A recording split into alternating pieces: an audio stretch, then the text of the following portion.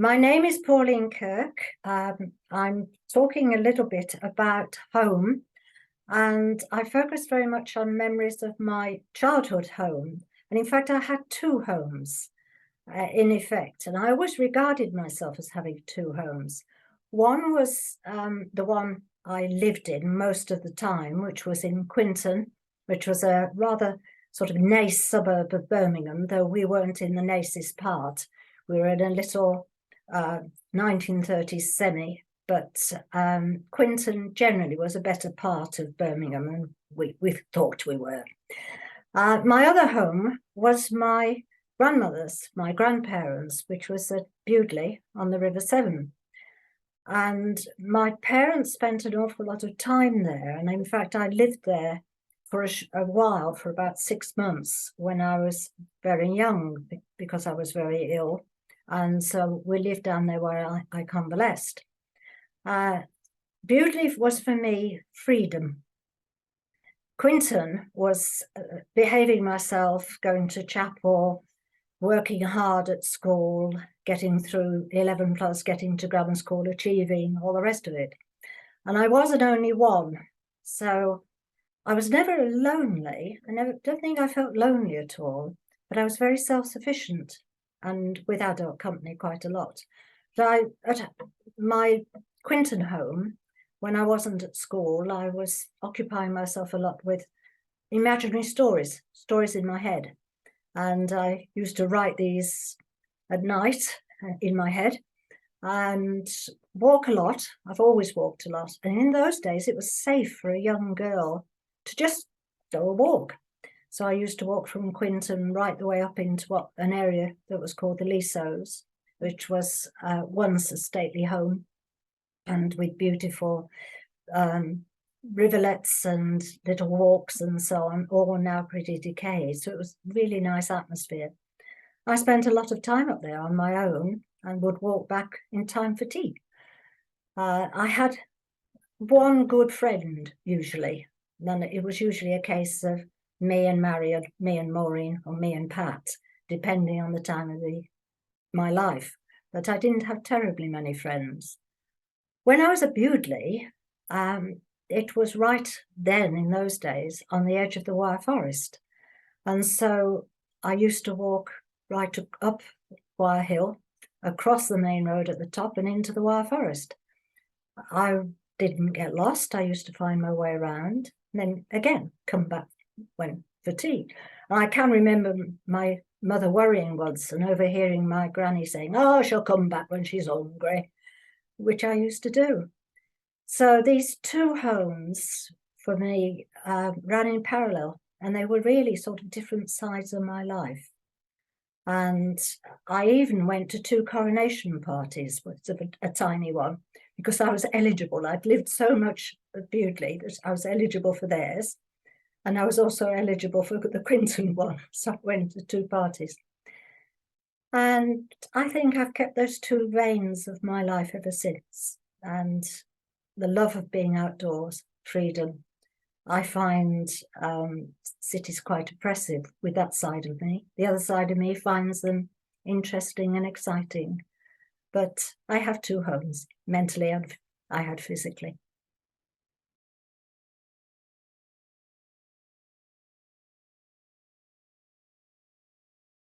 My home was a paradise, unconditional love, care and support. Now I'm a widow, I'm back to living in a paradise. The time, because I enjoy my freedom and control, and I can just do life as it suits me, which is beautiful. My adulthood, from 18 to 60, everywhere I lived was just a house, not a home, because there wasn't necessarily any love, which I think is important, not possessions, love and care and support. I was married for 35 years, so help me. And the only thing that kept us together was cycling, which is not your home. So when I was at home, if I went to visit my parents, that was going home. My house was a house, not a home.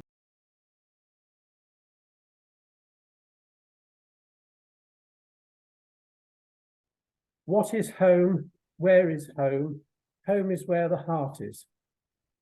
My earliest memory of home is most probably my fondest. My parents were born and bred in Ealing and Acton, and in those days that was in the county of Middlesex, and now in West London. Father worked in Barclays Bank, and in 1948, when I was knee-high, they moved to a flat on the 4th floor over a bank in Mortimer Street in West London. I was the eldest of 3 boys, and with my brothers being born in 48 and 50. As I say, our flat was 4 floors up, there was no lift, and it was another flight of stairs down into the basement to get the coal, because that was our heating in those days. There was no way mother could get the pram up the stairs, so that lived downstairs. So we had to sort of keep a wary eye, because there was obviously just an open lobby to the stairs up inside the block. I vividly remember going to a school, which was a Church of England school, behind the St Mary Le Bone Church in Marylebone. And it was very, very Dickensian. Even in those days, what we were talking in the late 40s, it still had gas lighting. And the teacher had to stand on the desk and light the mantle and swing it round. It was bitterly cold. The windows were very high. And the one key thing that our teacher, who was a complete and utter useless individual, gave us to do most afternoons, she gave us a square of material which we had to sit and pick apart, and that was our afternoon lesson. So we didn't learn very much. So in 1952, we moved from London, and we moved out to Croxley Green near Watford, and it was a total and startling revelation of a totally different way of life. School was much farther advanced than we were in London, so the first year was really trying to catch up. They were doing, as we called it in those days, joined up writing. I hadn't even started to do joined up writing, so that was a struggle for a start. But yes, those were my sort of really vivid memories. Those are what I consider as home. Yes, I've most probably done 15 moves since then and had various other places. But I suppose they do eventually become home, but it's what you make of them. But my vivid memories were those early ones, especially in London, especially where we were in the flat. In those days, of course, it was very usual for parents to smoke. It was the done and social thing. And I can remember one vivid thing. We'd gone shopping, mother and I, and in those days, everything that you bought came in a brown paper bag. We got back into the kitchen, put all the bags on the table to start sorting them out, and she decided that she needed a fag, so she lit a fag, put the match in the ashtray, but it caught one of the paper bags. So there's all these paper bags starting to burn on the table. There's the eggs rolling out of the bags, and we're trying to hold everything together, and mother just threw a bowl of water over it and put the whole lot out. But those are the sort of things that really bring my memory.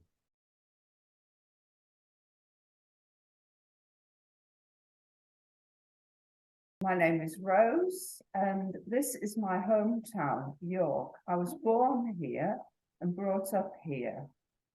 When I think about home, which was I was asked to do, then what comes to mind is the first almost 19 years of my life, my childhood home, and what I associate with the nearly 19 years, first years of my life, is my mother.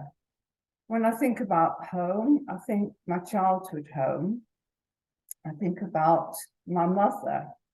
And when I think about my mother, I think about the food that she cooked, sometimes the food that we shared. We lived in small flats until I was 11, the festival flats. I was an only child, so just 2 bedrooms. And although Mum said that I was a picky eater, I can remember, for example, on Christmas Day, waiting for Christmas dinner, which we had in the northern way, it's about 1 o'clock in the afternoon. And I can remember dancing around the table, and there were these delicious smells coming from the kitchen, which in a small flat was close by. And smells of the turkey, cranberry sauce, bread sauce, sprouts, roast potatoes, stuffing. And although I'm a vegan, I follow a vegan diet now, at that time, the thought of the Christmas dinner was something that I savoured. And when the last couple of years with Mum, I was a teenager, and we used to sit down, and she was my best friend as well as my mother. And we used to sit at the table together, and on Mondays, that was my favourite tea, which was, of course, the evening meal in York. And Mum used to make salmon fish cakes and scones. And that's my memory. When I think about home, it's my childhood home. That's something that, of course, has passed as my mother passed away. But I am grateful, and I consider myself lucky that I did have a home that I can look back to as a place where I felt loved and where I felt completely safe.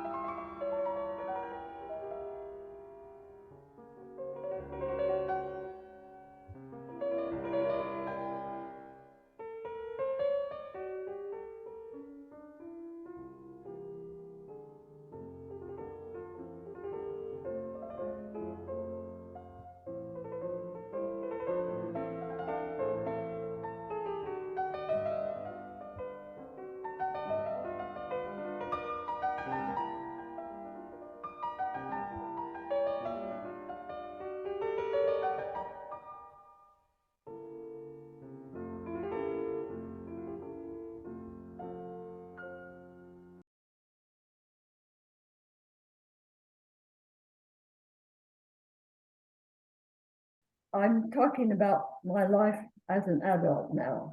I'm missing out on childhood, except that I would say that my childhood I felt loved and I felt safe. And so I was very lucky there. Since being an adult, I've done a lot of different things, which I'll go into hopefully briefly from time to time. But I went to university, but I was always coming home for holidays, so that probably doesn't count really. And then I got a job in Nevada, and I come from Colorado and lived right near some mountains, and we spent a lot of time on horseback in the mountains. And when I moved to Nevada, I started teaching. I was teaching women's physical education, which I enjoyed, and I was teaching science as well. And I had my best friends in Nevada were ranchers, and they had a big cattle ranch. And I loved to ride horses, and I liked to be in the country. So I really, really loved being with them. However, what I remember most about my life is when I quit teaching altogether and I joined the US Peace Corps because I always wanted to travel further. And I was sent to Peru with a group of, they call them Peace Corps volunteers. Most all were from the USA. And so I was with a group and we were sent to Peru, which I love because it's really, really mountains. And in Peru, I had these very good friends that I've had for many, many years. And they had a cattle ranch. And I used to go out, then again, riding a lot and working on their ranch with them. Sometimes making hay, sometimes working with cattle. And I had lots of friends there. Now, coming back more into recent times, when I moved back to Colorado, in a way I didn't feel all that happy in Nevada because there was people sort of lived for gambling. A lot of gambling was done. Not everyone, certainly not the family that I knew. No, now I'm backtracking on myself back to Nevada. What are you doing here now, Margy? Well, now I'll start from when I really left home and left my family and came here, and I've just always really liked it here. I've always felt that I like England much better than I like the United States, because there is such a big class distinction there, but even bigger than here, which is big enough as it is. But yeah, I really have enjoyed being here, and we've been in York for most of the time, sometimes right in the city of York, and now we're in Dunnington. And I enjoyed having children. I had three children really, because I had first a little girl and then a little boy. And the little boy actually died, so I lost him. But I still have the little girl, and she's really grown up, and she's moved to New Zealand, which she loves. And I enjoy going to visit her a lot because she likes the outdoor life. And it seems like everybody in New Zealand loves the outdoor life. They just go out what they call tramping, what we call hiking, and they go tramping over mountains, staying in huts, staying out in tents. And my daughter does that a lot with her now boyfriend, who maybe she'll marry, I'm not sure. But they both do a lot of that, a lot of tramping and a lot of climbing mountains. And the people there are very, very friendly, very kind. And I've been there many times now, and I feel that I'm really very much at home in New Zealand. Got your foot in both camps. But I'm glad to be back now in the UK. And I'm glad I don't live in the USA anymore. I would really not like that at all. And you're living here with?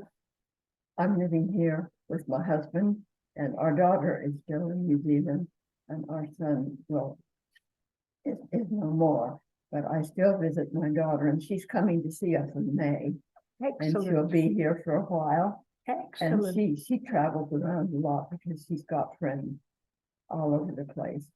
But she really loves New Zealand. So this is her home, is where you are when she comes here. When she's here, that's where her home is. mum is. So she's got people to visit here. Yeah. But she still likes to be with us. And she chose to stay with us over Christmas. Well, actually, one of her daughters, our oldest granddaughter, was here around Christmas time. And she has friends here and acquaintances. And she absolutely chose to be with John and me, that's my husband, John and me for Yeah. Christmas. She wanted to be with us. So I felt that that was really, really great.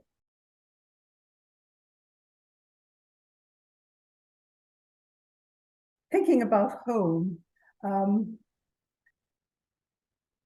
I find it hard to define it really. And the best way I can get feelings about it is to think of homelessness. And I've had a couple of occasions in my life when I've been homeless, and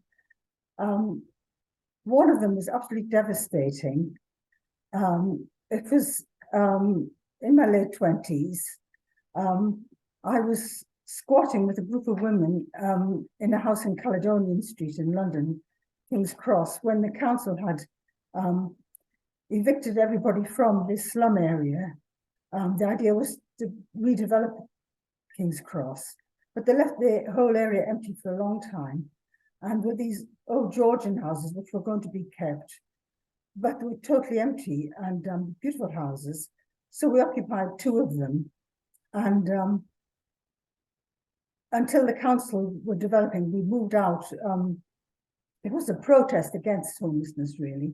And once the council announced that they were going to start development, we moved to another squat. At least that was the idea. But it wasn't so straightforward finding a house. And I remember one cold night going back to the squat. It was near the end of our stay there. And there was a bright light in the window somewhere. And I just realized it was somebody's home. And I no longer had that. We'd given up our home.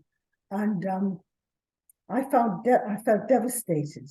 And I realized it was totally about a feeling of insecurity, total loss of security. And the only other experience I've had of homelessness was when I was in America and I lost all my possessions. I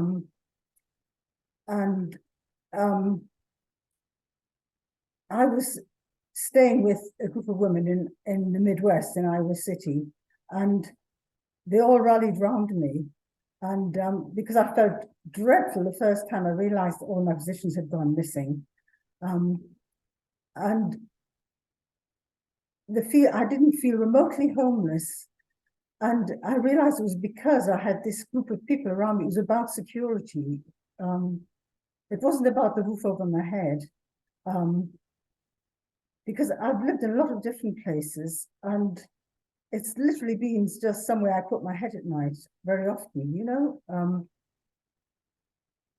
It's about security, either with people or with the place you are, but I feel basically it comes down to security.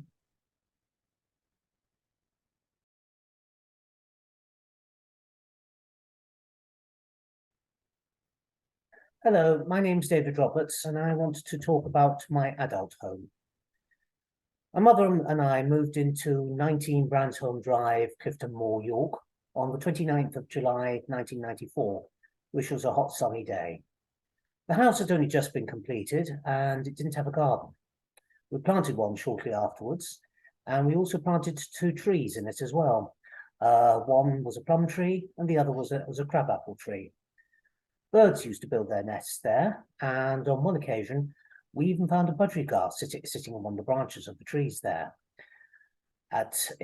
During the summer, on summer nights in the twilight, we would always see bats flying around the garden in figures of 8, looking for insects. The house had 3 bedrooms, one with an ensuite shower, a downstairs toilet, kitchen and dining room, and a utility room. It was always light, and it seemed for us a new start, even though my mother and I had been living in York for 9 years beforehand. We filled it with our furniture and our belongings, and it became our home. Neighbours called, and relatives came to stay with us. It seemed the house represented an optimistic time for us. I had a career, and I was striving out on my own and doing my artwork. My mother seemed to find some peace after the traumas that she'd experienced in recent years, including the death of her husband. The house was comfortable and secure, and I thought we would be staying there forever. Things changed, though. My mother's health started to fail, and I began experiencing problems at work and also with health and money issues. The house, although it continued to shelter us, reflected our growing sadness and disillusionment. My mother could no longer get upstairs and so a stair lift was installed. At night, I would listen out for the bell that she would ring whenever she needed help to the toilet or needed a drink. After my mother died in 2012, I was alone in the house. The rooms had memories of my mother and also of my previous happiness. One day I cried at the thought that I was going to have to leave the house, but it was just too big for me to manage on my own. So I sold it and moved out on the 13th of December 2017, 23 years after we moved in. It was a cold, overcast day. And after the removal men had left, I walked through the house and thanked it for looking after my mother and myself. I then left the house for the last time, and after putting the keys through the door for its new owners, I wished it goodbye. This is 19 Bransholme Drive, Clifton, York. Thank you.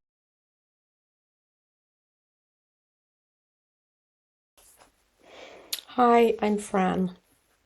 Home. What an interesting concept. I've been thinking about this a lot. And of course, we all have very different ideas of what home is. My first home I lived in for 25 years with my parents. Bought my own home with the help of the bank and my mother. Then I went backpacking around the world for a year, came back, decided it was time to move to Brighton and explore my sexuality. So I did that, bought a beautiful flat on the seafront, but it still wasn't home. Why wasn't it home? I never called it home. I always called it my flat. I'm going back to the flat. I'm not going back home. Later I sold it, bought another flat. I won't go into why, but I didn't really like it. So I rented that out and decided I would cycle around the world for 7 years and live in a tent, waiting for my state pension because the UK government stole it from me. That was interrupted by COVID and a very hot Spanish summer. Came back to the UK and ended up realising where home was. It had been in Regency Square, but on the first floor, not the second floor. First floor flats have balconies. I was very lucky, some serendipitous occurrences. I bought a first floor balcony flat in Brighton. So that was home, fantastic. But I still hadn't finished cycling. So off I go again, me and my tent and my bicycle, across Europe for another 8 months. And then come back to Brighton, ready to ask my tenants to move out and move into my forever home. Then I get offered a job in York. What a fantastic opportunity and experience to live in a different part of England. So I accepted the job and now I'm here in York. Is this home? I'm not sure. We'll see.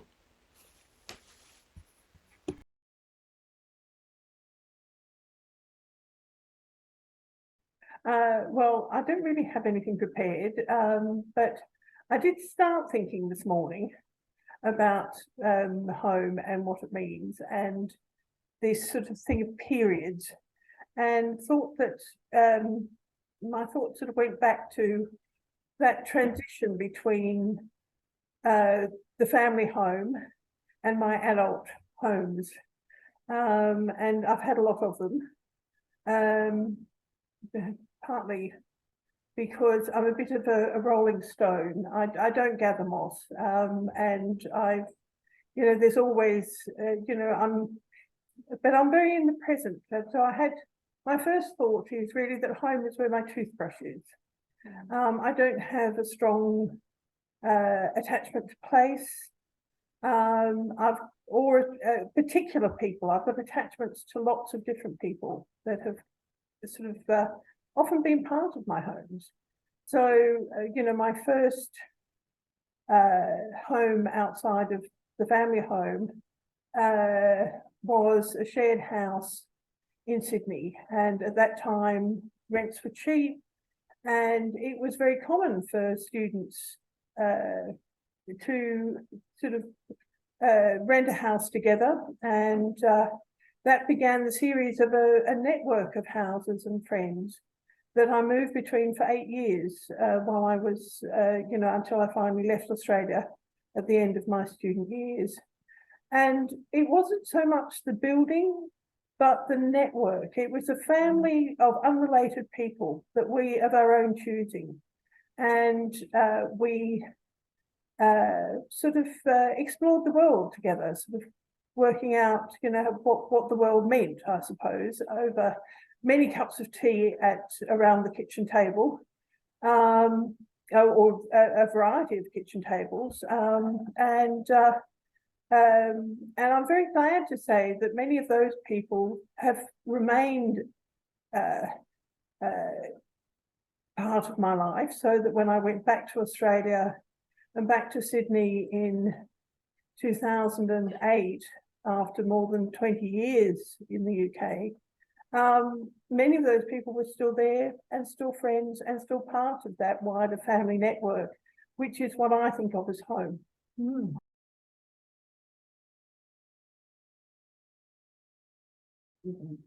Well, it's the Sue and Anne story from later life, because I was meandering about in Canada and being the artistic director of Theatre Terrific, a theatre company of people with disabilities.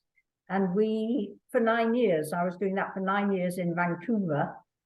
And then, and Anne was very much part of that. And one happy day, she put her foot in the door, and she's smiling, and she's not looking horrified.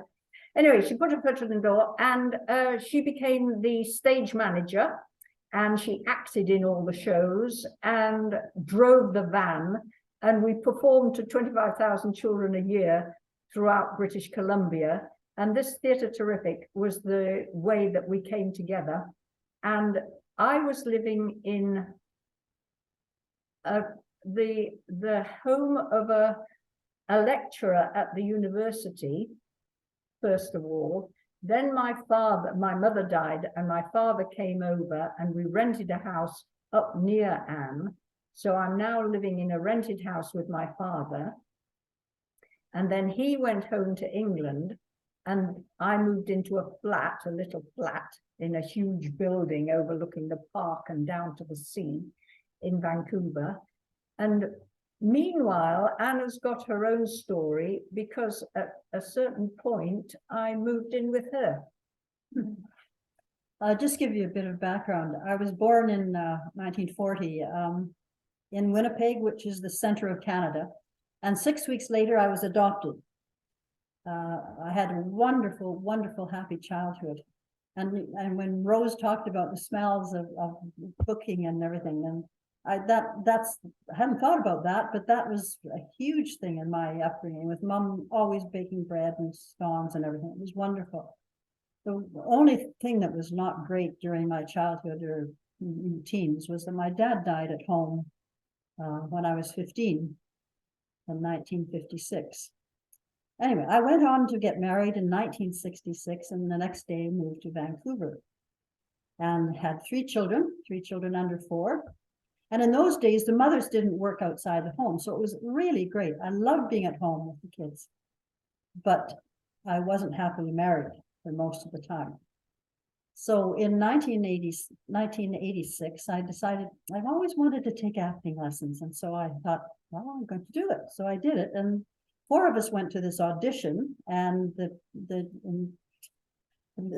director was Sue. And she cast me as the lead in the play. I'd never been on stage before in my life, but always wanted to act. And we won the 5 of us won Best Ensemble Acting at the BC Drama Festival. Well, that was the start. So in 1989, my husband and I decided we would part. amicably, that hadn't been working for years. We start the next 50 years apart.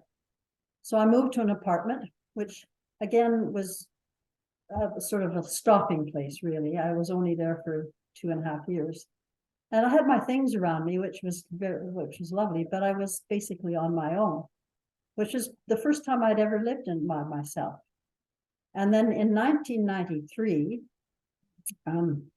Sue and I came to England in the north, mainly Leeds and not Leeds, York and York district around there. And I was sitting on a rock and Sue went climbing, and all of a sudden I had this tremendous feeling of wanting to be in England. And I didn't know where that was coming from, because I'm not religious in any way. And so Sue came back from climbing, and I told her, and she says, really, you want to go to England? Stay here. Well, not stay, but so we went back and came again in 1994, but we were in the south, and I still had this burning desire to be in England. And in 1995, I received from Winnipeg something that had been dictated by my biological mother and my biological father. I never knew it existed, and it was typewritten. You can see that when the mistakes are written, that, you know, white out and everything. And my father was born in Northern England, my biological father. So that's where probably that came from. And my mother at age 23 was Canadian born of Irish parents. So I always had this European sort of feel. So that's where that came from, I'm convinced. So in 93 we came, and no, 96 we came. And Sue can start the story and we'll... So in 90, whenever it was, 96. 5 or whenever, 96. the sea spray was sold because my dad had moved into a care home. And I'm the eldest daughter, and I thought, oh, well, I've got to really ought to stop adventuring in Canada, and I really ought to go home, because it's not fair to leave my dad on his own in a care home. So I said to Anne, what are we going to do about it? Because at the time, Stonewall advised us that same-sex, same-gender relationships were not recognized in the UK. And so she wouldn't be allowed to stay. So then, if we went back to England, I would then be torn between my father and my new lifelong partner, and she was at risk of deportation. So anyway, she said she wanted to come back and just see how it worked for the 6 months on a visitor's visa. And Stonewall said, yes, do get your foot in the door. So we came back in 96, and at Heathrow. Yes, well, thank goodness for Stonewall, because they said, just answer the questions. So when he said, how long would you like to stay? And I said, 6 months. Had I not heard that from Stonewall, I might have said, well, I'd like to come here for 6 months and see if I'd like to stay here. That would not have, I wouldn't have been able to get through. So that was really good advice from Stonewall for me. And then go ahead. So then, at the end of so she put in a request to stay in this country. And the reply was, no, you can't, you're going to be deported. Yeah, and so I thought to myself, oi, oi, this is going to be another interesting story for the press and everybody else, that my partner, life partner, is being deported, and it's not good enough. However, and they took her passport away, so she has now got any passport. So if anything had gone wrong with her family in Vancouver, she would have either had to, I mean, she couldn't get out of the country without her passport. So it was a whole doom and gloom scenario. However, in 97, May 97, the Labour government got in and immediately changed the regulations. If you had lived with that person for the last 4 years and you can prove it, we will give you a probationary year. You still aren't going to get your passport back. We'll give you a probationary year. If it proves that you are still together after that year, then we will give you indefinite leave to remain. So that's what happened. Yes, and I couldn't work. Anyway, when we were in York, we thought, well, we have to find a place to live. And we looked in the newspaper and there was this sign saying, there's noticing Dunnington, but it didn't say York. So we just thought, oh, well, it's probably way out somewhere else. Finally, somebody said, actually, why don't you try to see that house? We needed a furnished house. Why don't you go and see it? Because it's a lovely village. It's only 4 miles from the city center. So we did. Within 20 minutes, we decided to take the house. And we didn't have an address. Sue wasn't working. I couldn't work. And we had no bank account. So anyway, I could prove that I was getting money from the rental of my townhouse in Vancouver. So that's what we lived on. And finally, Sue got a job in November of that year, November 96. And you said to the person who was renting it, did you have any? Oh yes, after we left after 3 years because we bought the house that we're in now, I said, why did you give this house to us to rent? And she said, because I said, we none of this that you wanted. And she says, I just had a hunch it'd be okay. So that worked out.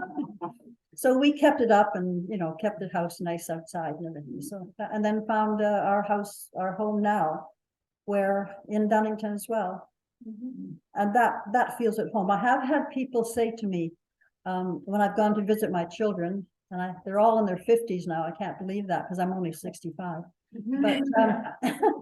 But but people would say, oh, are you going home this year?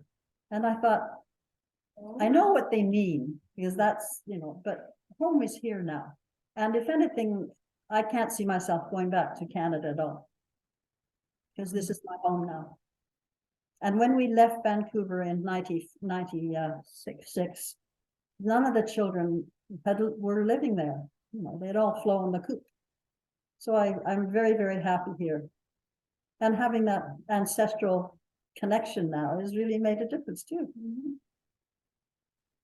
So that's the story of Sue and Anne. And I was just thinking, when we went back to Vancouver and we had to decide what furniture to put in the crates to bring back over here. And then we were still in our rented house and we bought the new house and we just stayed in that rented house until all the furniture arrived and was unloaded by the trucks and the lorries and things and put into the new house.